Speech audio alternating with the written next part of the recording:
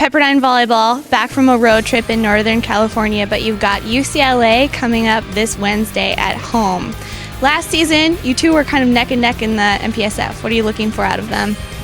You know, as always, they're well coached, and they've won more than anybody, and they have great talent, a whole bunch of talent, and lots of interchangeable parts. And you know, I think they're good at everything they do, and you know, they could play for the national championship, and actually they could play Irvine for the national championship. Penn State's ranked 1, but I think that UCLA and Irvine could both knock off Penn State.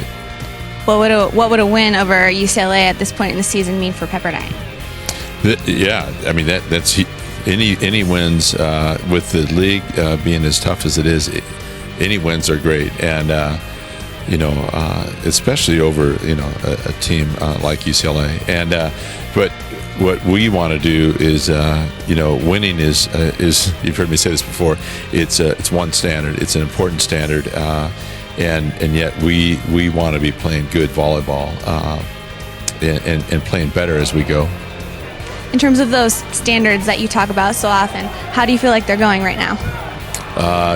We're not meeting all of our standards, and we know that we need to pass at a higher level, and we need to serve at a higher level, and we need to side out at a higher level, and I could keep going, but basically those are the things that we need to do well. And what are you thinking about in terms of maybe a little home court advantage come Wednesday? You know what, I will say this is not where you are to you are, and I think historically we've played some of our better matches on the road, since I've been here, and but I always like playing at home too.